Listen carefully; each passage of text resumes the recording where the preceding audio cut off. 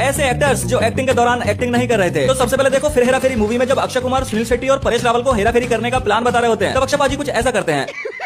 पैसा ही पैसा होगा। दरअसल इस सीन में ऐसी हरकत करना स्क्रिप्ट में था ही नहीं, बल्कि अक्षय पाजी ने इसे अचानक से खुद ही इम्प्रोवाइज किया था। अब अगला है तेरे नाम मूवी में सलमान भाई का। तो फिल्म के एक सीन में भाई को चलती हुई ट्रेन के पास चलना था, तब सलमान भाई पता नहीं कहाँ खो गए और ट्रेन उनके काफी करीब आ गई, तब उन्हें किसी ने वहाँ से खींच कर हटाया था। इसके अलावा भी कई इमोशनल सीन में सलमान खान सचमुच इमोशनल हो जाते थे और असली में रोने लगते थे, शायद इसलिए क्योंकि उस दौरान अलग हुई थी। नेक्स्ट क्रांतिवीर मूवी में नाना पाटेकर का फेमस डायलॉग, आ गए मेरी मौत का तमाशा देखने। ये डायलॉग काफी लंबा था, जो कि स्क्रिप्ट में था ही नहीं, मतलब इसे लिखाने गया था, बल्कि नाना पाटेकर ने इसे खुद से बोलना शुरू किया और बिना कट किए एक ही टेक में पूरा बोल गए। कहा जाता है सीन के दौरान सेट पर पूरी टीम चुप हो गई थी और सीन के बाद भी काफी देर तक कट नहीं बोला गया था, क्योंकि नाना पाटेकर बिना स्क्रिप्ट के ही कैरेक्टर में घुस गए थे और खुद से ही पूरा डायलॉग बोल डाला। इंडिया में खाई जाने वाली ऐसी फेमस चीजें जो इंडिया की है ही नहीं, तो फिर कहाँ की हैं? चलो आप देखते हैं। तो सबसे पहले देखो समोसा, जो इंडिया की गली गली में फेमस है, लेकिन असल में ये इंडिया का है ही नहीं, बल्कि ये तो मिडिल ईस्ट खासकर ईरान में मिलता था। वहाँ के व्यापारी और यात्री इसे सफर में खाने के लिए साथ लेकर चलते थे और वही इसे मुगलों के टाइम पर इंडिया लाए थे। नेक्स्ट जलेबी, इसकी शुरुआत भी अरब देशों में हुई थी और ये ईरान में काफी फेमस थी। वहाँ इसे जलाबिया कहा जाता था। तब इसे चीनी के बखर में नहीं बल्कि शहद में डुबोया जाता था। अब देखो गुलाब जामुन, माना जाता है ये सबसे पहले इराक में मिलता था। वहाँ एक मिठाई बनती थी जिसका नाम था लुकमत अल कादी। क्या लुकमत अल कादी, इसी से इंस्पायर होकर इंडिया में गुलाब जामुन बनाया गया।